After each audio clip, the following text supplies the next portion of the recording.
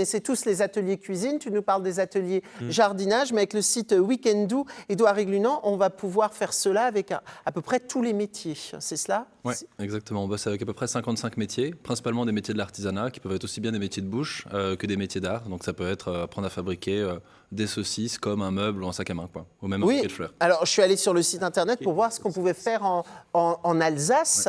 Et alors il y a des choses qui vont intéresser du monde autour de ce Stammtisch. On peut notamment brasser de la bière. Donc là, on est sur votre site internet Weekendoo.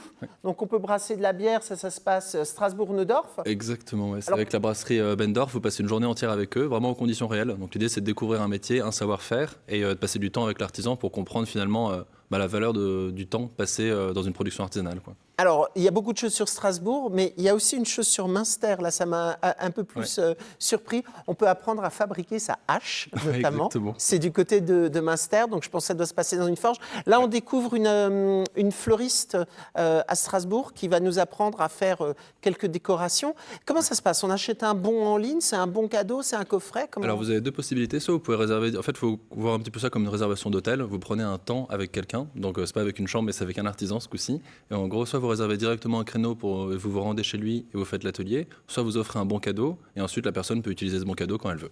Et on choisit l'artisan de notre choix ou la thématique. Comment les artisans y réagissent lorsque vous leur proposez d'organiser des ateliers?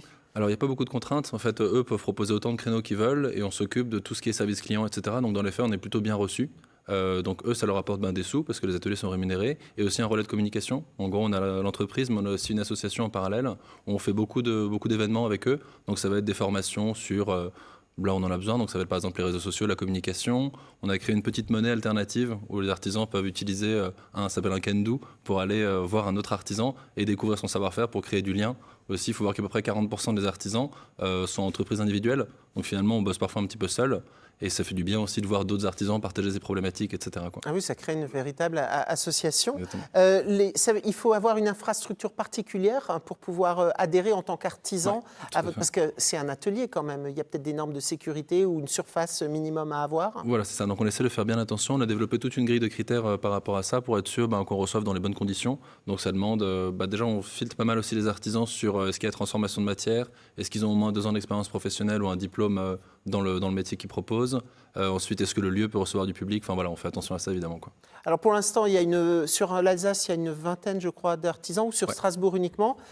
Vous êtes amené à vous développer sur toute la région? Complètement, ouais, c'est complètement le but. Donc souvent, on commence par des zones, on va dire, un petit peu denses, parce que c'est quand même beaucoup plus pratique pour se lancer d'aller voir beaucoup d'artisans d'un coup. Mais par exemple, en effet, Münster, c'est un bon exemple qui n'est pas tout à fait à côté. Et donc l'idée, c'est en effet de se développer autour, quoi. Donc on prend un peu on se renforce les épaules grâce à la proximité. Et après, l'idée, c'est de se diffuser, quoi. Et comment vous est venue l'idée? Parce que là, on voit bien que vous avez envie de créer un réseau social, que vous avez envie de faire découvrir des métiers. Mais à la base, c'est quoi? C'est tout? C'est le succès des ateliers de cuisine, notamment? Eh ben, c'est assez marrant, en fait. À la base, l'idée ne venait pas forcément des ateliers. C'était plutôt de se dire, on est 3 à avoir monté ça, tous les 3 très proches de l'artisanat. Et on s'est dit, qu'est-ce qu'on peut faire pour aider le secteur? Et on a fait un tour de France. On allait voir peut-être 400 artisans pour leur demander de quoi ils avaient besoin. Et donc, le problématique plus classique, on va dire, de distribution et de digitalisation, et plus une troisième problématique qui était une notion de perception-prix. Et beaucoup de gens n'achètent pas d'artisanat parce qu'ils le trouvent très cher, et le trouvent souvent cher parce qu'ils ne savent pas trop comment c'est fait. Et là, on s'est dit, tiens, on va emmener les gens dans les ateliers pour qu'ils mettent la main à la pâte et qu'ils comprennent derrière la valeur des choses, quoi. Donc en fait, c'est assez marrant, l'idée des ateliers est plutôt partie d'un besoin du côté de l'artisan que d'un besoin du côté du client, enfin d'un besoin d'une volonté du côté du client, quoi. Alors, il y a Christelle autour de la table. Est-ce que c'est une bonne initiative? Tout à fait, oui. La démarche? Oui. Mais je me demande comment vous sélectionnez. Est-ce que vous avez déjà des gens dans la gastronomie? Oui, un petit peu. Donc, à Paris, on a commencé à Paris, à Lyon. Donc, on en a pas mal maintenant dans les autres villes. À Strasbourg, on commence tout juste. On bosse avec Omnino, par exemple, qui fait du café.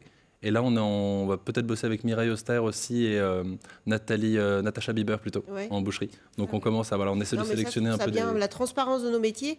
Enfin, nous, on s'en rend compte quand on fait visiter les caves, les gens ne se rendent pas forcément compte de tout le travail qu'il y a derrière. C'est 80% du travail qui est caché, en fait. Donc on va bientôt pouvoir aller brosser des fromages, les retourner dans les caves de Christelle Leroux.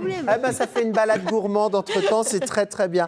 Merci en tous les cas, Édouard Églunan, d'être venu nous présenter ce site Weekendoo. Donc si vous voulez partager le savoir-faire d'un artisan, si vous voulez offrir un cadeau original, c'est le moment.